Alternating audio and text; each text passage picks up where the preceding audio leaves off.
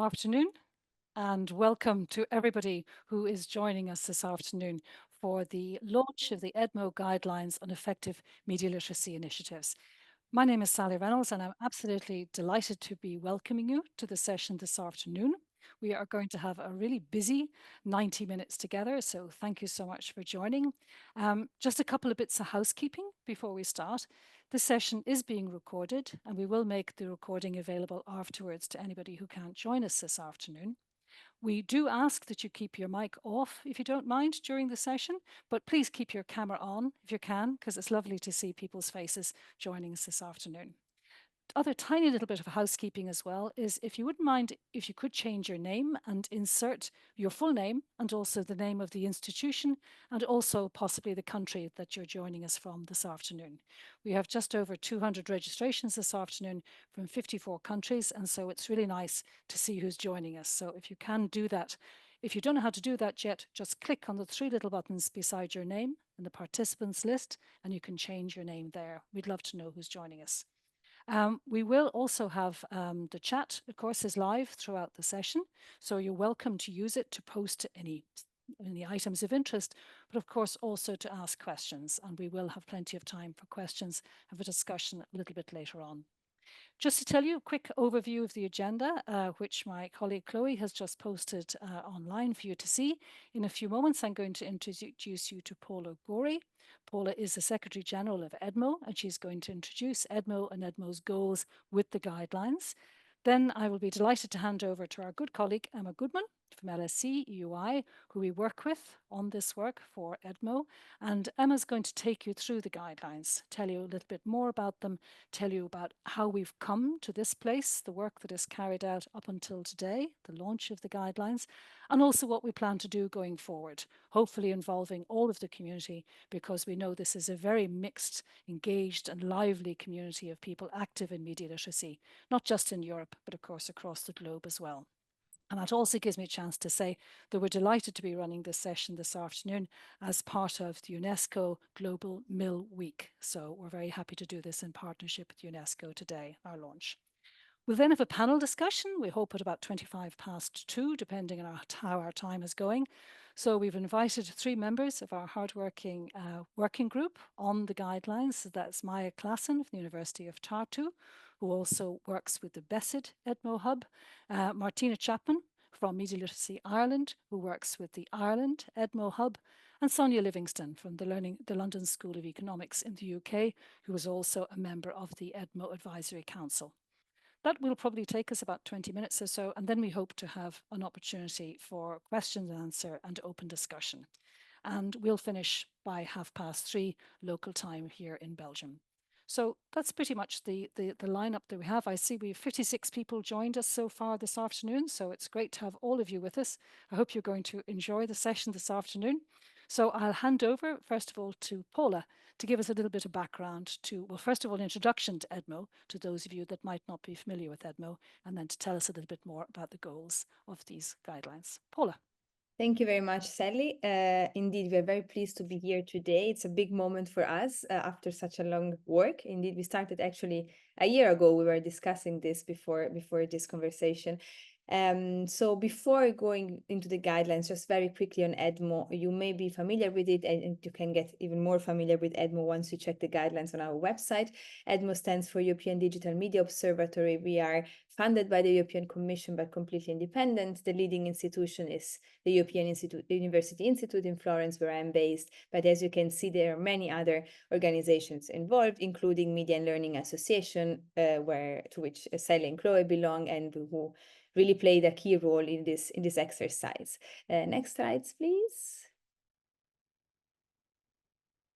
Now, EDMO has a mandate of acting, if you want, as a platform that helps and supports the whole of society approach to deal with disinformation.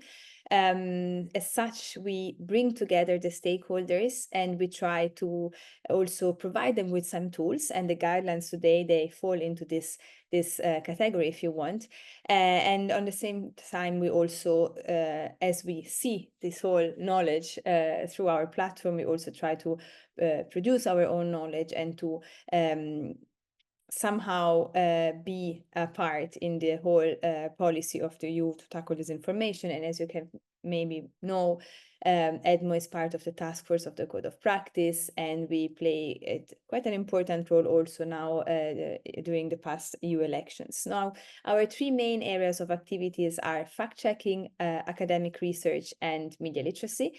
And on top of that, we also do policy activities and policy analysis. We offer a wide range of trainings. They are all for free, all online, so feel free to join them. And of course, lots of debates, seminars, and so on. Next slide, please. Our work is also done thanks to the collaboration with the EDMO hubs. Sally mentioned a few of them already. These are national or multinational hubs that cover all member states and that act at local level. As you know, especially with disinformation, but also with media literacy more in general, the cultural, the linguistic element of a country play an important role. And that's why it's very important to act globally, but keep the local element into consideration. And the hubs really act local in the sense that they do local research, they're in touch with the national regulatory authorities, they implement media literacy campaigns, they do, of course, fact-checking, and so on. What we do on our side, we bring this all together. We try to raise the voice and to bring it to the attention of the widest public possible. And we do also do comparative analysis, but also joint activities. So it's really a big effort, but it's also a unique one because indeed, as I was saying, we have a global umbrella or a broad umbrella, and then we keep the local specificities. Next slide, please.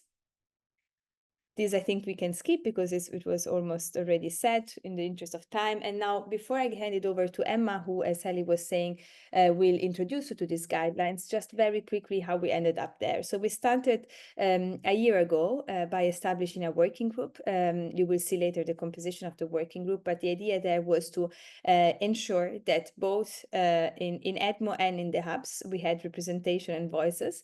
And we also included the some members of the Advisory Council of EDMO. EDMO has a governance structure composed of an executive board and an advisory council.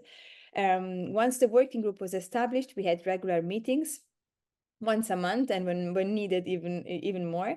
And we then organized a public event in December last year that actually saw a very wide participation of external stakeholders interested in the work that we were doing. And in order to gather the most feedback possible, we actually worked with breakout sessions. And that was really interesting because that gave the opportunity to everybody to really share their feedback on the draft guidelines that we shared. After that, we somehow fine-tuned a little the guidelines thanks to the feedback that we got, and we opened a public consultation. Anybody interested was free to send us their comment and feedback, which we took in serious consideration. And the document you see today is actually the outcome of this whole process, in which, of course, also all our hubs were involved. Now, the document will be presented today and will be published on our website, but we call it a dynamic process for a number of reasons, but just probably the most important ones are that, as we know, this is a sector that has to evolve in parallel to the development of technology. And on the other side, also because precisely because it's if you want, a pedagogical exercise, even pedagogy evolves. And so it is important that we keep that open. So there will be the possibility to, in any case, share feedback. And once a year, we somehow collect all that and see if indeed the document needs to be further developed. Now, just very quickly, you see here the names of the members of the working group. As you can see, there is representation of the hubs or of our advisory council, and of course, some of us here that are here today. And I would really deeply like to thank both Chloe, who really, without her support, it would be impossible to do what we did, and also Sally for the immense professionalism and timeless of what you did in this months. You really guided us through this whole process. And of course, Emma, who presents the guidelines now, who really did an immense work in sketching the first document, and we had the pleasure of only bringing in input. So now, without further ado, I think I can give it to Emma, who will present the guidelines. And I Thank you very very much. much. Thank you very much, Paula. Indeed, I was going to introduce Emma next. I was just going to say, if anyone has any questions for you about EDMO, they can feel free to put them into the chat. I think you'd be very happy to take them. So over to you, Emma. Thank you. Thank you so much, Sally. And thank you, Paula, for that great introduction to what we've been doing. So yes, just a very, very quick overview just of the guidelines. So as Paula's explained, they were developed by the working group through this sort of long consultative process, which involved more than 100 experts. And their goal is to raise media literacy levels across Europe by developing these guidelines that new and existing practitioners can use. And we think that this is really crucial to EDMO's wider mission, because there is evidence showing that an increase in media literacy levels is likely to increase public resilience to mis and disinformation. And thanks to the great work of Chloe and the team in sort of spreading the word about these guidelines, they've been endorsed by more than 70 organizations, which including practitioners, networks, and policymakers.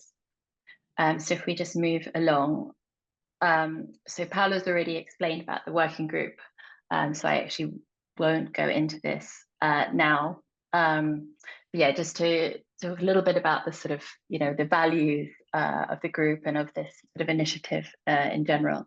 We really want we want this to be something that's open to all, and for people to feel that they're very welcome to contribute. And I hope that we've been doing that so far, and we will definitely continue to do it. We really want to recognize that there's a huge sort of diversity of players in the media literacy field. I think it's when you look at the different types of organization involved, there's different people with very different goals, different structures, different sizes, and so it's we don't want this to be sort of suggest that this is a sort of one size fits all the process, but we do want to try and bring people together as we can. And yes, as I said, it's consultative, and yeah, we want to recognize that local contexts, can also have an impact on on how things are interpreted, and how some things can be more relevant in one than another.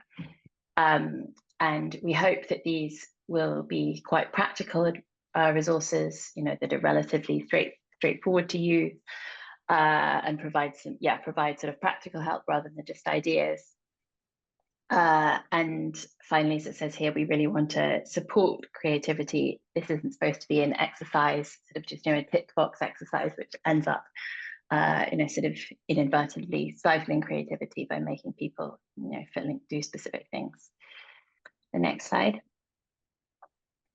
And so I just thought it was I won't read all of these out, but I just wanted to highlight some of the endorsements that we have received from different people in different organizations, across Europe and beyond, which I think sort of demonstrate the need for something like this. As you can see in the first, in the first quote there, desperately needed. I think that it's what's been really interesting for us about seeing the endorsements is how people do see this as something that is necessary and that the field really needs, which is obviously what we were hoping. That's what we believe, and it's great to see that so many other people agree with that. And as you can see there in the second quote, these guidelines could sort of be like a stepping stone towards other things, which also obviously is something we very much hope also. And you can see in the last one that they say this is something that could help also develop and evaluate initiatives, which is something we think is really important. We go to the next slide. And yes, again with these quotes, so the first one is saying that these guidelines can help if you really don't know where to start, which we think is would be fantastic if people, if people could use them like that. And that's why we hope that they'll be relatively sort of straightforward and easy to use. And and so thinking about so this is sort of related to the value of the guidelines. As we said, the goal is to raise the quality of media literacy initiatives, which will then increase, increase media literacy levels across all sectors of society.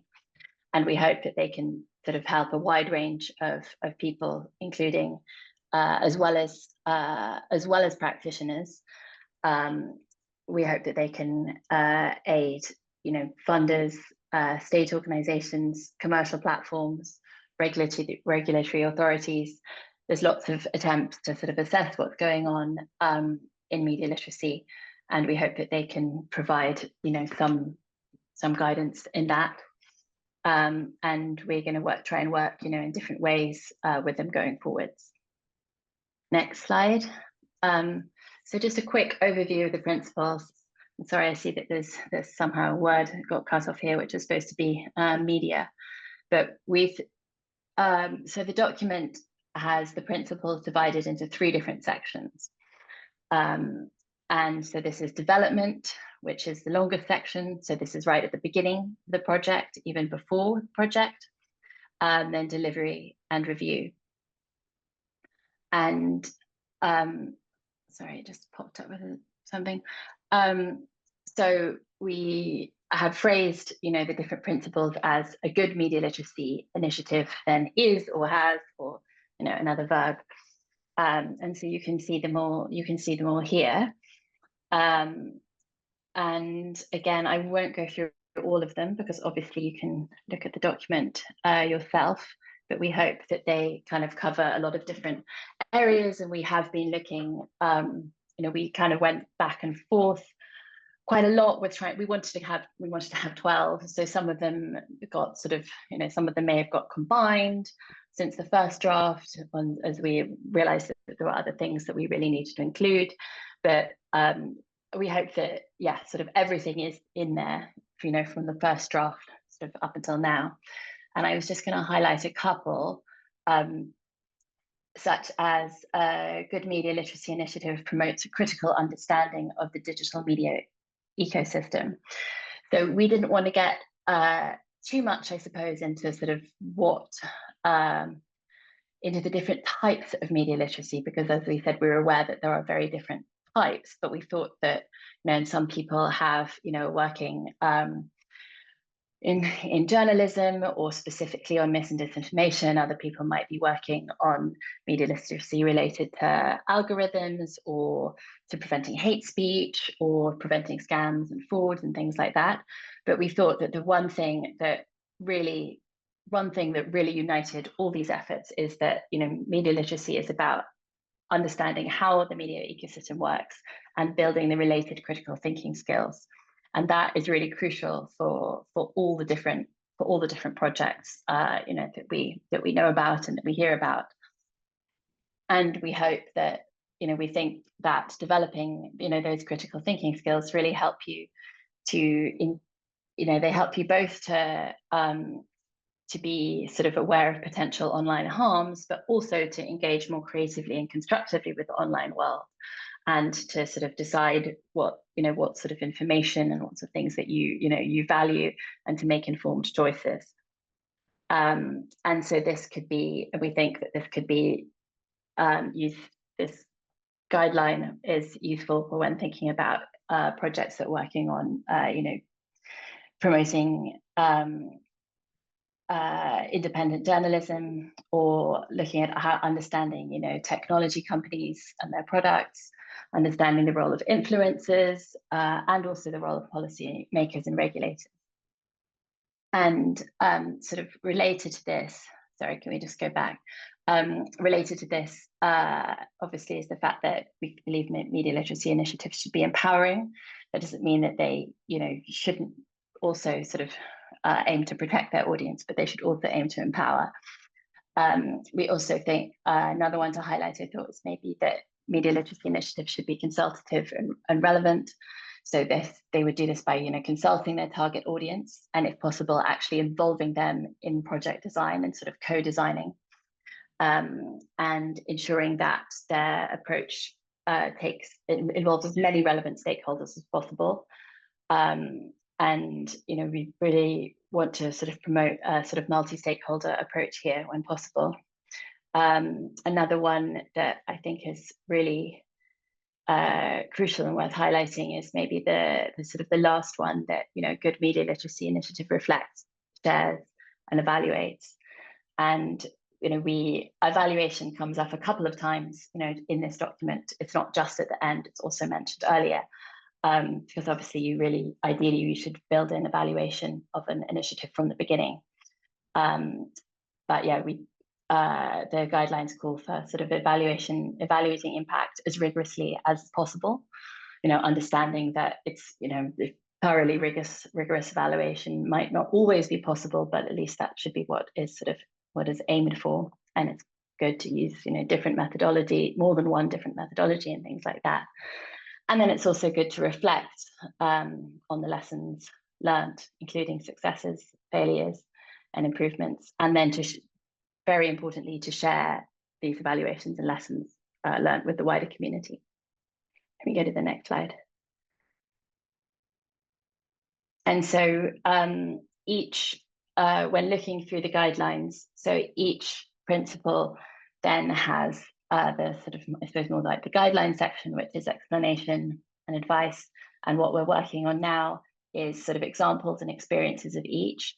And then we hope really to localize, and contextualize these so that they make sense, in all the different contexts in which they're used. If we go on, and so here is just one of the examples. And so this is a Good Media Literacy Initiative takes an evidence-based approach, and then it will have, each one of them has sort of text like this, which explains the approach a bit further, and then we'll have at least one, or hopefully several examples, which we sort of believe exemplify these. We go on. Yeah, and so coming to the next steps.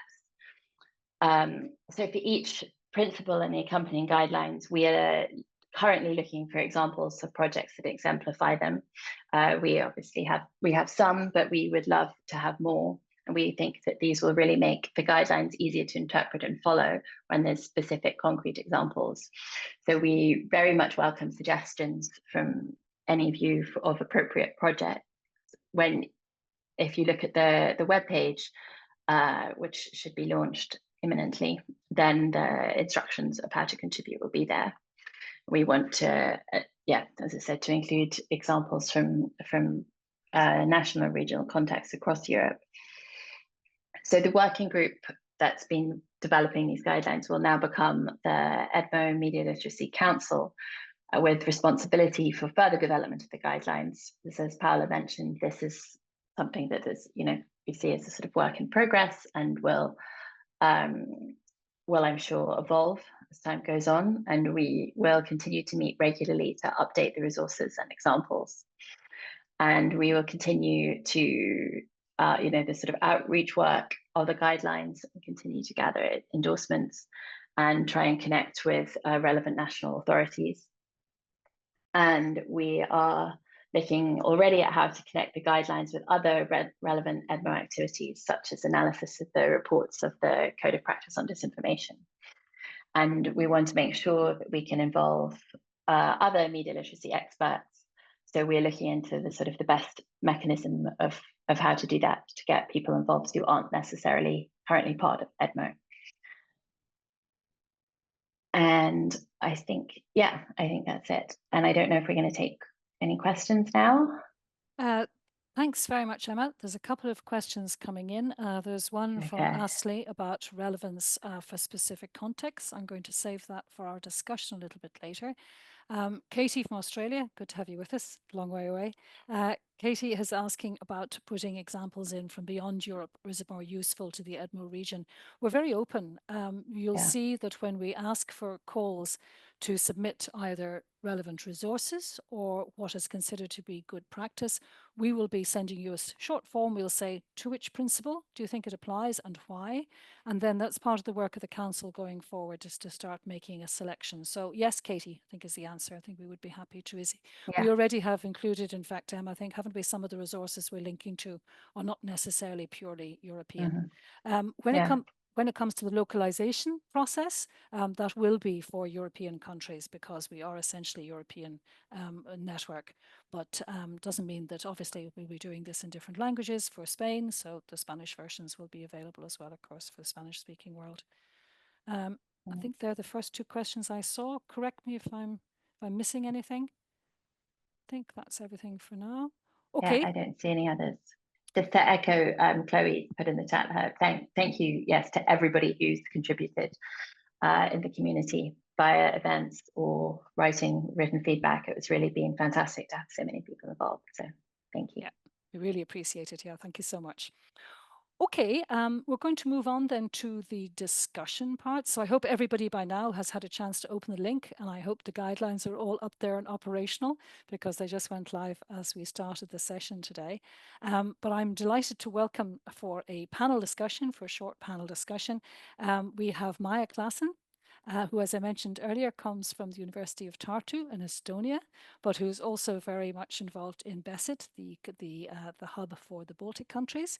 I'm also delighted to welcome Sonia Livingston, Professor Livingston from London School of Economics, who is on our advisory council for EDMO and a well-known expert in this field, as well as are so many people joining us this afternoon. It's really lovely to have you with us. And last but by no means least, Martina Chapman from Ireland, from EDMO Ireland, who's also been very busy with the working group for the last year, as we've all worked together to try and create what you're seeing this afternoon.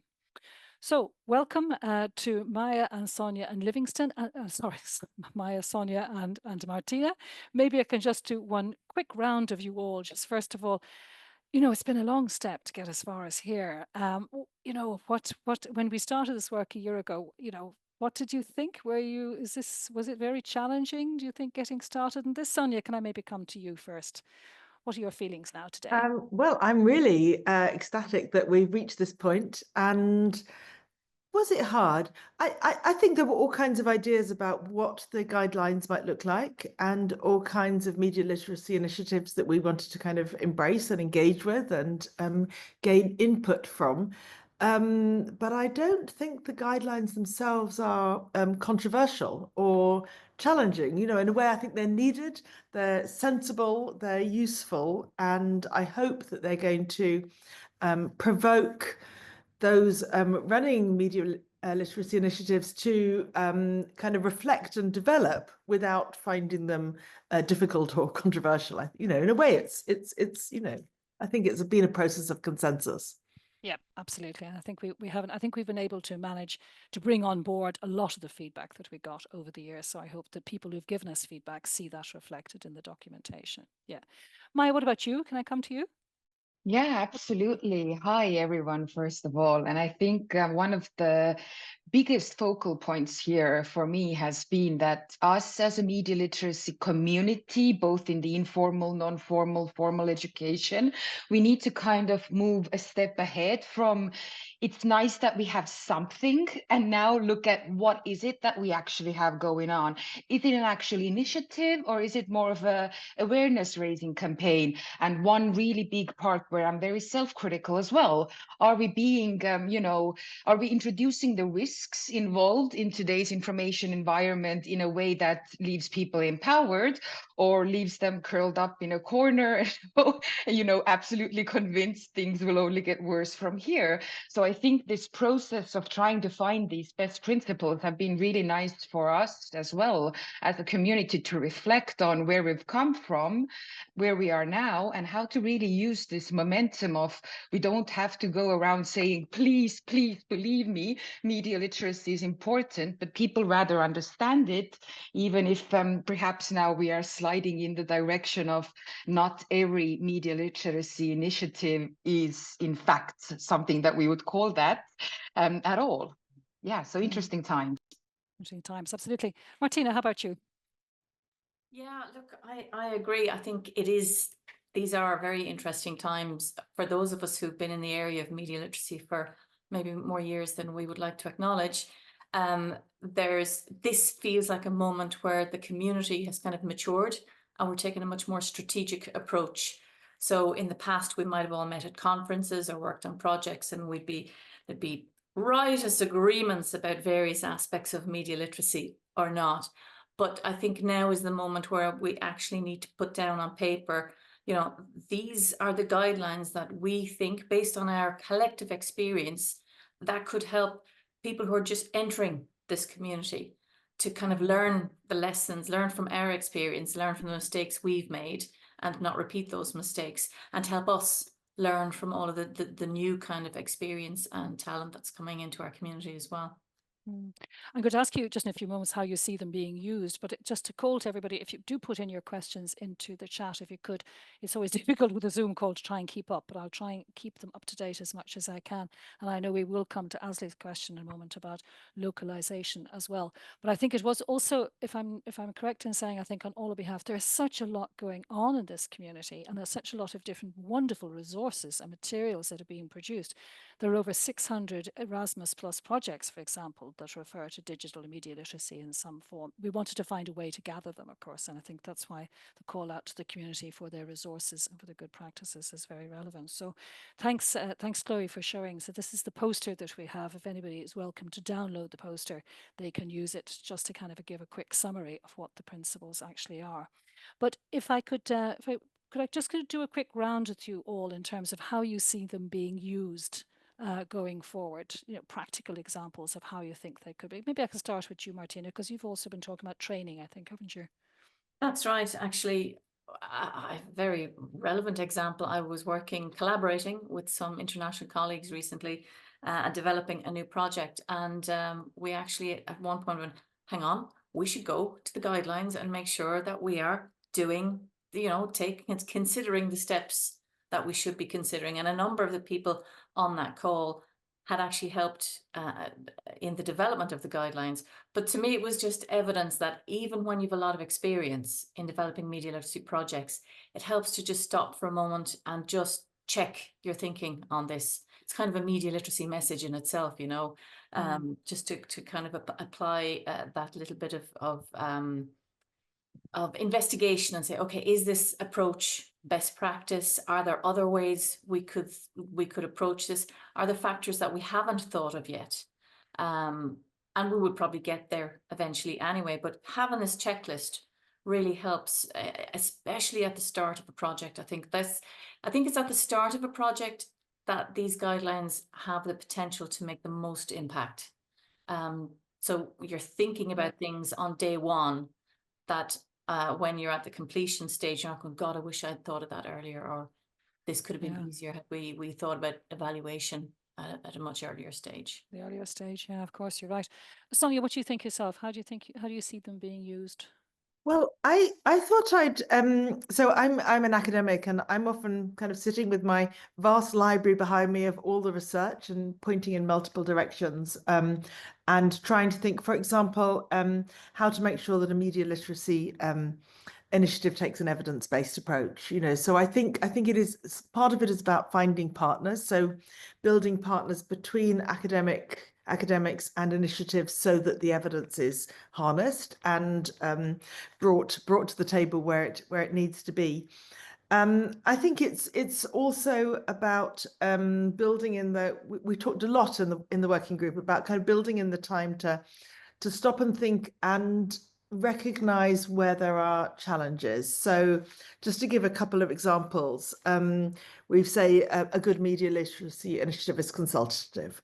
I think in a way we can all say tick, of course, but in practice, we know that media literacy initiatives may not be quite sure how to reach all of the audiences they want, or it can be challenging to consult in ways that you get feedback about how you need to do something differently, or your initial goals aren't quite the right goals and you need to adjust. So I think even though they're kind of easy to write out, that doesn't necessarily make them very straightforward to implement. And another example I would just give is about enduring. Of course, we want a media literacy initiative to endure. We don't want all that effort that people have put in to kind of disappear when the funding stops.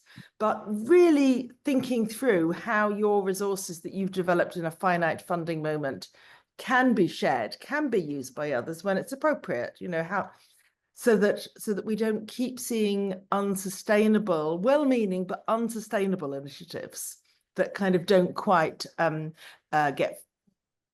leave a legacy that they really merit. So I think, you know, there are challenges hidden in those kind of deceptively straightforward statements, and we wanted to surface those and find ways to share good ways forward. Yeah, I think it's very easy to sort of see them as simple sentences, but hopefully they reflect a lot more behind, and we're able to add then resources, and we're able to localize and make them more meaningful to people, because the process is really only beginning, I think, in many ways from now on, you know. Maya, how about you? I think I'll just, add on to what we've already heard here and latch on to the term of first funding and second quality assurance in a way. So naturally, as I've worked in NGOs or as I work on projects now within academia, we know that in the end, in a project, you just need to do what is required from you within those frameworks of the funding. So my big hope is that when we talk about people considering these principles, then those people considering would also be the ones responsible for preparing those calls for proposals or even the frameworks for the tenders. Another very, I think, honest idea that we all had and reflected is that as media literacy initiatives receive more attention and funding, thanks to or due to the Digital Services Act and the Code of Practice on Disinformation, it is extremely important this new funding is not just being thrown out for the sake of, getting a little checklist done, but rather actually also being developed and designed in a considerate way that will actually give us maximum benefits as a wider community. So my hope is that this reaches the people who might not even facilitate media literacy initiatives themselves, but are in some way, shape, or form responsible for the design of the funding measures. That's my secret dream and hope. That they would then have a kind of a common parlance or a common usage, yeah, which would be very useful for us all, I think. Yeah. Just again, looking at the work kind of going forward, I suppose we're very mindful of the fact that media literacy is no longer the Cinderella in the corner, but we're getting a lot more attention. We're getting, understandably and rightfully, but I think as a community, it sometimes brings its own challenges, because we see a very strong focus on disinformation. And it's by no accident that, of course, it's EDMO that is pushing forward this work that we're all collaborating on. But I'd just like to do a round of you all just to sort of sketch the state of play at the moment. How do you think the community is doing in this environment, which is so focused on disinformation and the fight against fake news? Could I start maybe with Sonia?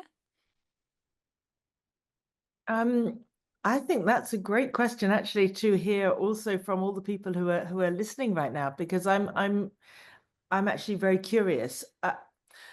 I hear a slight reservation even in your question, Sally, and perhaps other areas of media literacy have all become a bit focused on one problem, a very real problem. I know that there's a lot of efforts going on still in relation to e-safety, or there's a lot of debates going on about AI literacy, privacy literacy. So I hope that we're not fragmenting again as we kind of chase the latest technological challenge, all of which are very real. And I really hope that the principles here and the community here can find the kind of space to share, to see how the lessons and the ways of working and the kinds of resources that media literacy initiatives generate can really be used to meet all of those different challenges without us actually fragmenting as a community. So I'm optimistic, but a little worried. Maya, how about you? Well, for me, I think personally, I've started off every single training with why should we not talk about fake news. So I think the question of how is the community handling it also depends on your personal level of nerdiness when it comes to terminology.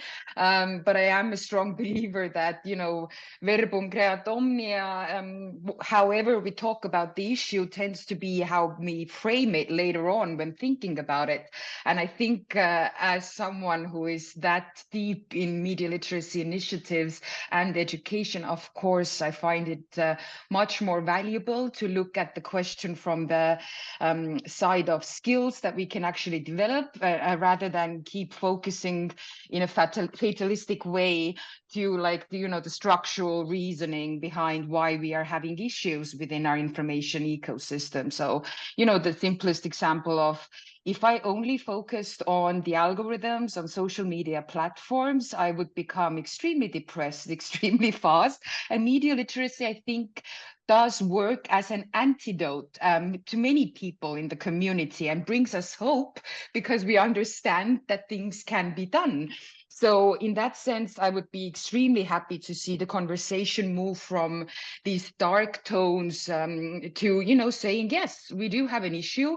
Yes, it is structural. It most likely will remain, but there's a lot we can do on the individual level from the side of the community, be it a professional community or a local one. And also when it comes to cross-border cooperation, there is a lot that can be done. And the more we start, you know, moving about it in an evidence-based way, the less money is spent on nice to have things and put into things that actually can have and will have impact.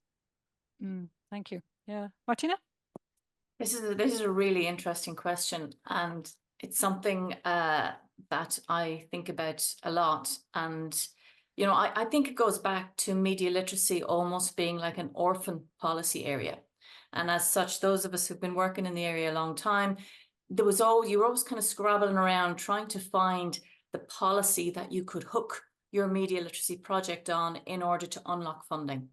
So as a result, so that one element of it was that. And then there was another kind of element of it where when we were faced with an issue, a new emerging issue, and nobody had clear answers about how to address it, media literacy was, and dare I say, is often used as a kind of a catch-all kind of approach to addressing it. So, I mean, a decade and a half ago, it was online safety. Media literacy was the way we were going to fix online safety and online child safety. I remember the same conversation about online radicalization, the same conversation around digital inclusion.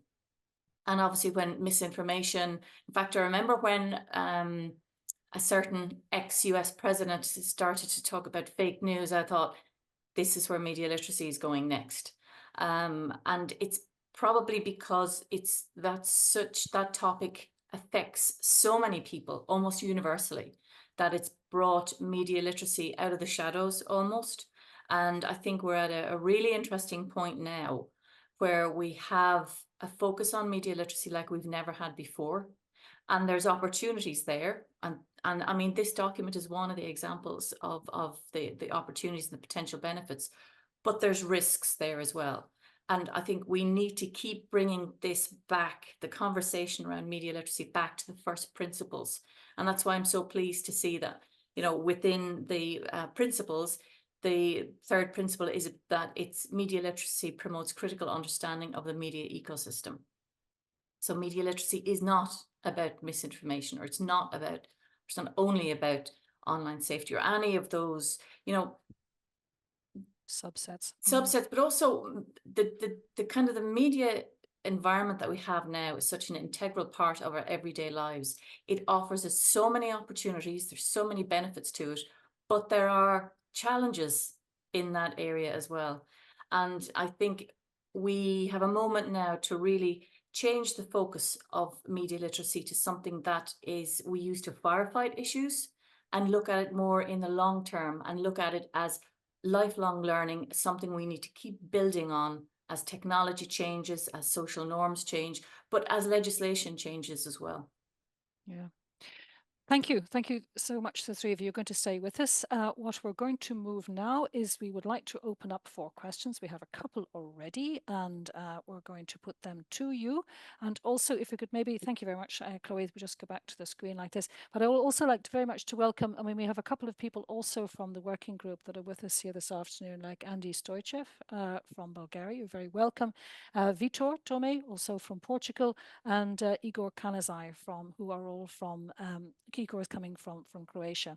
So I think they are all the working group members that I see. Of course, Paula, you're with us as well too. So I'm going to keep you guys on board to join us as well, if you don't mind, to pick up on some of the questions that are popping up. So I'd like to go back to the earlier question that was made by our friend Asli from Iran. And he wants to know what you think. I mean, how localizable are they to very particular situations, to particular national settings, such as he's joining us from Iran this afternoon. Anyone like to pick up on that? Anyone got any thoughts on that? How relevant and how applicable can they be in a particular national setting? Don't all rush. Martina, your mic's on. Well, I was just I feel like I've been talking for ages, so I don't want to be hogging the mic. Yeah. I think the way the principles have been set out and the guidelines have been developed is there should be something in there for everybody. You know, the challenges that and the opportunities and the challenges that are afforded to us by digital media are kind of global in a lot of ways. They're not equal, and it's not the same in every country or even in every community. And the media literacy needs of individuals are they're very individual. So I think in terms of when initiatives are being developed, I would hope that the guidelines that we've put together would be able to help whoever's developing an initiative, wherever, to kind of make the best of it that they can. Yeah, thank you. Andy? I was thinking more along the same lines as Martina, and it's probably a good opportunity now to announce to the colleague from Iran, which I welcome to this event as well, that this is the moment where she can reach out, and perhaps some of us on this video call would be willing to sort of reach back and help. I totally agree that there would be something for each one. I understand that Iran is in a very, very particular situation, but there are also other countries that have their own idiosyncrasies. Nothing is one size fits all. But this is a good opportunity to see how localizable these are and reach out beyond Europe. I'd be very happy to work on this and see how we can adapt those guidelines to suit very specific circumstances. Thanks, Andy. That's a kind offer, and I'm sure that it will be taken up. Yeah, just to kind of reiterate, I mean, we see ourselves, this is a community that is a global one. We're very happy to collaborate with people outside Europe.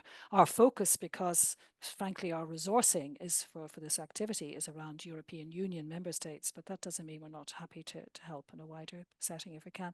Anybody else like to respond to that? I don't see any other hands up. Thank you, Andy, and thank you for the kind offer. I'd like to move on then. A question from Katerina. And it's about future-proofing our media literacy resources for seniors to ensure they remain relevant despite the rapid pace of technological change. I mean, we're all really facing this with AI. We wouldn't have been even talking about AI in a setting like this as recently as probably 3 years ago. So here we are in a whole new world with regard to AI. We're rapidly trying to catch up. So how can any of you respond to Katerina? How can we make sure that we keep up to date and that we don't end up looking at our principles in a couple of years' time, for example, and considering them completely out of date? Anyone like to answer that for me? Give a few thoughts on that. By the way, we will ask people in a few minutes. If you want to raise your hand, and you can put your questions yourself as well. But let's take that first. How about future-proofing, making sure we stay relevant? Igor, I see your mic's on. Hi, Sally. Hi, everyone. Well, I think that the main advantage of our guidelines and principles is precisely that we are coming from the bottom-up perspective, and maybe that's the best value about everything that we have been discussing from the last year. And I think that it has been tested already, so it will be much easier for others to collect the resources and to provide some information. So for that reason, I definitely think that this is really up-to-date approach, and we can tackle all these challenges thinking about the future, especially having in mind the elders as our audience, which I find highly relevant, and that's the experience we have also from Croatia on several activities that we have done with elderly people. So for this reason, I really think that maybe when we take a look at back, this is maybe the only approach that we could find that we believe that will be able to provide really a guideline for each one of us that is participating in this area. And I'm sure that we will have enough time to test it and evaluate it as well, because that's also the idea. It's not something that is fixed. We would like to discuss about it, and the main advantage in comparison to other guidelines that have been issued up to now is that you now have a community that you can lean on to. So if you have any challenge, issue, you are free to contact us, and we will be definitely in position to help you any way we can. Thank you very much, Igor. Anyone else like to come in on that in terms of keeping resources up to date and making sure? Vitor. Yes, if I may, Sally, thank you very much. I think that these guidelines can really help those that are developing projects, especially funded projects, aimed at elderly people. For instance, I'm involved in one of these projects funded by Creative Europe, and I think that we will, of course, have in mind these guidelines and trying to keep developing what we are developing now. It's a MOOC for elderly people, and they are really relevant in this case. And as Martina said before, in other projects, when we are structuring new projects, these guidelines are really helpful. So at the same time, I would say that we have kind of a retro limitation process here, because the guidelines can inform the projects, at the same time the projects will give some food for thought for us, for all the council, to improve these guidelines too. I think that's a feeling we all share, isn't it? In terms of we want to build on, we don't want to replace by any manner of means. That's a core principle for all of us, because there's nothing as frustrating as being halfway through the development of something and discovering that somebody else has done a really good job somewhere else and you didn't know about it. So I think that's kind of core to us. We're really keen to make sure. And I think that'll help to keep things up to date as well, if we can. Okay, I was going to ask Katie Costello is joining us from Australia, if she would switch on her mic and raise the point that she has put in the chat. Katie, I don't know the Australian Hello. message. Hi, Sally. Hi, Katie. Can you hear me okay? Yep, perfectly well. Thank you very much. Full disclosure, I'm over in the UK at the moment, so I'm not up really late, but thank you very much for introducing me. So I had a general comment in the chat, but I'd welcome any of the panel's feedback on that. It was just to say that I've noticed the similarities in regards to focus on mis and disinformation, particularly amongst Australian community members, and the the interpretation of media literacy through that lens. There is thankfully hope in the Australian government, federal government, looking at media literacy as one of the many strategies to tackle mis and disinformation. But there is a concern. There is definitely a need to communicate the broader components of media literacy. That is not about tackling online harms or managing, like, thinking about how the operations of big tech work. So yeah, I just wanted to say thank you for the panel discussion, for sharing their thoughts, and if anyone else has any ideas about how to really communicate, like value the discussion in the public about mis and disinformation, but really like turn around the focus to create like the positive emphasis on media literacy, that would be wonderful to hear your views and insights and expertise on. Thank you. Thanks, Katie. Anyone like to come back on that? Any tips, suggestions, ideas? I can maybe start off. I'm sure I'm not Thanks, the Maya. only one to think along here. But I think, first of all, if you think about introducing the topic to anyone completely new, then the good old personal benefits works best. I cannot stop laughing about this, and I never will. How I introduced an OSINT workshop to my students, you know, open source investigation tools. No one was interested, no matter how much I talked about the fact that, you know, this is necessary for your future jobs that haven't even been created yet. And then if you put it in the context of, you can see what other people comment on Instagram, which is not a feature of the platform, but can be done with Google Dorking, then suddenly it becomes something in a different kind of source. So, and I say this in full knowledge that I tend to be very abstract when talking about media literacy, but as a facilitator, definitely what I try to get into every single aspect that I introduce is the question of how will it benefit me? And a very small and silly example can do so much more than bringing out very successful frameworks, for example, in education, that people tend to yawn over. So go for the examples, go for the personal. That's what makes a difference from your point of view. Yeah. Any of my other joint panelists here? Sonia, yeah. Well, I was thinking of, thank you for the question, Katie. I was just thinking about what the barriers are. And I think the barriers were kind of very salient to us when we began this work. And that's kind of why we wanted the principles. So of all those organizations who might introduce media literacy or might fund media literacy but don't, you know, what kinds of things had we been hearing? People can't agree on definitions, or initiatives are never evaluated, or initiatives get a bit out of date, or the community, you know, where are the resources collated, or how do we know what is good practice? You know, I think we're sadly all familiar with the reasons why somebody doesn't you know, build media literacy or give us a positive answer when we knock on the door and say, you know, something is needed now. And so I think what we're really hoping is that, you know, not simply the guidelines, but the building of the resource, the sharing of best practice, the kind of visibility that EDMO is able to give this is, you know, will change the discourse in a way. So this is, you know, clearly now a sizable, experienced, effective community with a lot of knowledge and a lot of expertise to offer. So let's Thanks, hope. Sonia. Paula, you wanted to come in on that. Yeah, because I saw you originally wrote your question in the chat, and you mentioned regulation. And I think one thing which, according to me, is important is that clearly we need media literacy. It goes without saying, but I think the citizens shouldn't be put in a position that it's only on you, you know? So I think this is very important. So media literacy should go in parallel with other actions, so that it's not that the citizens have to be the only ones getting prepared to defend themselves. So I think this is also very important. Thanks. Thanks, Paula.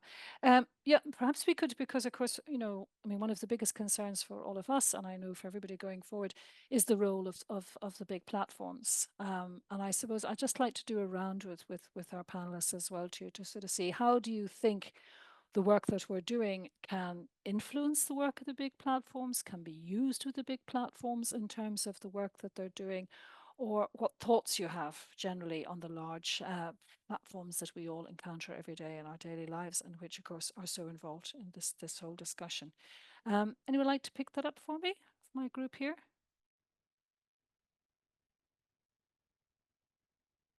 Thank you, Sonia. So I think it's a really there's a really interesting debate going on around the big platforms, because and I think there are two reasons, or three reasons even, commonly why people think big platforms should play a significant role in relation to media literacy. One is they have astonishing reach. They can reach all the users who kind of need to know. The second is they have even more astonishing budgets. So they, you know, compared with the third sector and public organizations that are often providing media literacy. And third, and perhaps more contentious, is that they are the source of some of the problems that people need media literacy to deal with. And I think we should, you know, just kind of come out, and many people, I think, would see that these things go together. You know, platforms are part of the problem, but can also be part of the solution. I think when we did discuss the different positionalities of stakeholders who provide media literacy. And I think, for example, that's partly why we wanted to say an initiative should have clearly defined goals and principles. I mean, it may be that a platform provides a wonderful media literacy program about being safe, but isn't so good on what it does with your data. So let's just say the goal was safety, and then it can be successful in those terms. But what we wanted to avoid is grand claims and more focused delivery. So we wanted these things to be in alignment. But of course, we have also put in promotes critical understanding of the media ecosystem. And I think this is an issue in our commercial platformed environment, and also in a society where distrust of public institutions and the state is also high. So I think, we just are in a more critical environment now. And so media literacy initiatives should just kind of bite the bullet, really, and acknowledge that, rather than hoping for some ideal, pure, perfect solution, unsullied solutions that are not already in some way part of the system. Yeah, I couldn't agree more with you. Anybody else want to come in on that? Okay. All right, then I think we will move on. I see a nice question coming in from Alexandra Monkos. Hi, Alexandra, for joining us. How would you communicate the guidelines to teachers implementing simple projects at schools? Because quite a few of you work with teachers in schools. Vitor, I'm looking at you, for example. I mean, how can you see yourself, introducing or communicating these guidelines to teachers? First, I think it's not too difficult, because we don't have a full book. We have a set of principles and set of guidelines that are easily understandable. But sometimes it's difficult to work with teachers or to explain these new guidelines, or to discuss the guidelines with teachers, because first, they are not prepared in some cases. They need some training first. Then some of them, they are developing projects that are valuable projects, but in some cases that they are not really media literacy projects. Okay, they are media projects. And at the same time, I think it's important to communicate the guidelines to teachers, but at the same time support them. If we have the means and the time to support the teachers implementing the guidelines, it is possible, and this is really more important than only communicate them. And I remember, and some of you also remember, the guidelines for teachers to tackling disinformation that were produced by the European Commission 2 years ago. The guidelines are really good, in my humble opinion. And I did a huge effort here in Portugal to work with teachers. And in some cases, the teachers, okay, they are interested in this information. It's a huge problem, of course, but they are not prepared to implement these guidelines. So I think more than communicate the guidelines with teachers, it's important to define strategies to support these teachers and to monitor what they can implement and develop at school. And again, I think it's probably a case of sharing back. Alexandra, we'd love to know how you get on, for example, in terms of, give us feedback in terms of how easy are they to communicate. But of course, I think what you're saying, Vitor, we all recognize insofar as teachers need a lot of support. It's not just guidelines. They need resources, they need opportunity, they need motivation, they need training. So it's a wider thing, but hopefully it's taking us in the right direction. Thank you. I think as far as I see, I just want to ask you one last question. I think I've got most of the questions in.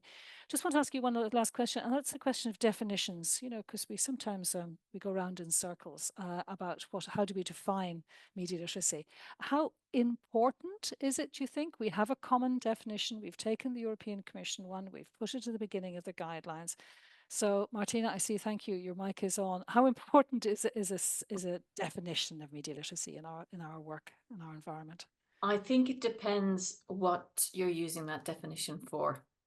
I'm doing at the moment a series of talks in public libraries to the general public, and I have no idea who's going to walk in and be sitting in front of me. And in those in that situation, I'd try very hard not to mention the phrase media literacy at all, because it takes too much time to explain it, and we're just focused on, to go back to an earlier point, talking about the things that's going to benefit people in the here and now, the simple steps that they can take to make positive changes to how they're engaging with their media on a daily basis. I think from a policy perspective, it would be incredibly helpful if we had one universally accepted definition of media literacy. But because the sector is changing all the time, you know, as soon as you have unless it's a very broad and general definition, I think it's going to be very, very difficult because it will change. I've seen so many definitions, and I have to say my favorite one comes from Sonia. Sonia wins. Sonia wins, yeah, because it's about making this relevant. It's about making it understandable, and we can write reams and we can talk for days about the context behind it and the finer detail of it. But really, this is about empowering people with the skills that they need to get along in life and manage, in particular, digital media, but to be able to evaluate that, to interrogate it. And I suppose as long as the core element of understanding and deconstructing media messages, as long as that doesn't get lost, I don't really mind how media literacy is defined. Thank you. Anyone else like to come in on that or not? I'm looking particularly at our research, at our academic colleagues, but I think we've come to a good understanding, I think, with regard with the principles to what we understand to be media literacy, and suppose we'll live with the fact that we don't have a common definition just yet. Thank you. I think we're going to draw this session to an end. I would really like to thank you all so much for joining us this afternoon for the launch. There's a million people to thank. I'd very much like to thank our colleagues in EUI and in ATC for making sure the website was up and on time and running today. I'd most sincerely like to thank the hardworking members of our working group. This is not the end. This is just the beginning. We will now transform ourselves into the EDMO Council on Media Literacy and taking the guidelines forward. The call is open to you. You'll find on the website, you just have to send us an email. We're looking for two things at the moment. First of all, we're looking for further endorsements. You will have already seen that we were delighted to have over 70 organisations endorse the principles as they are at the moment. If your organisation would like to endorse them, we would be more than happy to carry your logo. So just send us a mail to that email address. And on the other side, this is also an open call to you for resources. If you've developed something that you think is really relevant to one or more of the principles, then please contact us again on the same email address that you'll find. And we will ask you simply to say which of the principles that you think it best reflects, and to give us an explanation of why, and then our council will take that forward.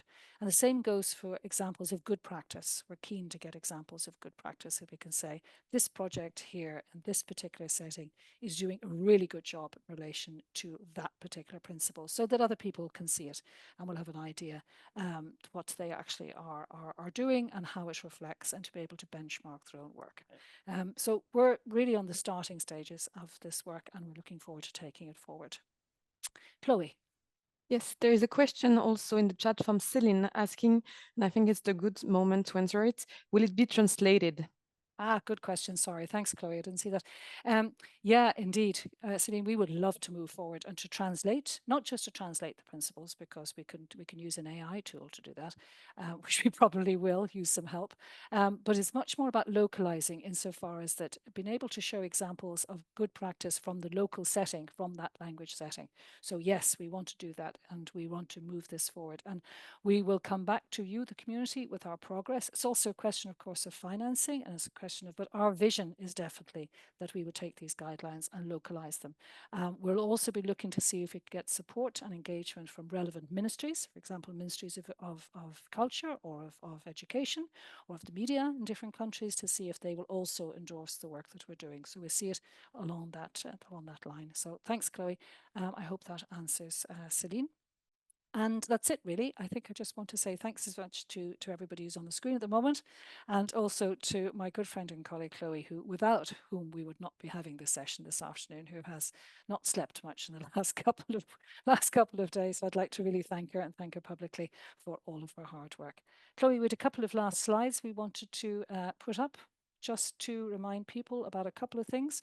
First of all, yes, we wanted to tell you about this campaign that is running called Media Smart Online, spotlighting media literacy actions in Europe. This is coming from the Better Internet campaign of the European Schoolnet, the media literacy strategy. So it's running it's starting, in fact, this week on the 24th of October, which is the official first day of the Global Media and Information Literacy Week. It's going to run for approximately 1 month. It will end on Safer Internet Forum Day on the 21st of November. So look out for that campaign. It's going to be hopefully coming to you online one of these days, and we'd love if you were able to repeat it and to help us to support also the UNESCO own global Post with Care campaign as well too is also something we'd like to bring to your attention. And that's it. We'd just like to tell you about our events for the rest of this week. So here in the Media and Learning Association, we will be having 4 more events this week, same time, different place. I think the links are all different. Tomorrow we are running an event which we're delighted to run with Media West and Point New Institute on this from the States, specifically on tailoring media literacy with AI, overcoming challenges of bias and misinterpretation. So if you haven't signed up for that yet and you'd like to join us, please join us. The session is free and available, and Chloe will give you the link in just a moment as well, or we'll put it into the chat. On Wednesday, we are running a session together with Media Education Lab from the States. That's with Renee Hobbs, who we all know and love as one of our great gurus in this community. And so we're running a session specifically with them on building resilient communities using media literacy to fight extremism, hate and violence. Please make sure, if you'd like to join that you sign up for it. On Thursday, we are delighted to run a session with our friends and colleagues in the Deutsche Welle Academy on media literacy for marginalized communities. So again, we'll have a number of presentations, opportunity for discussion, and to get your ideas and input. And then Friday, we have a training session. This is one of the EDMO training sessions, but which is open to all, as Paul announced earlier. This one's called Beyond the Hype, Practical Strategies for Successful Influencer Collaborations in Media Literacy. So as you can see, all very different topics, but all related to the work that we're doing as a media literacy community. There's also our YouTube channel, which you can check out, and where you will find the recording of this session will be available on that shortly.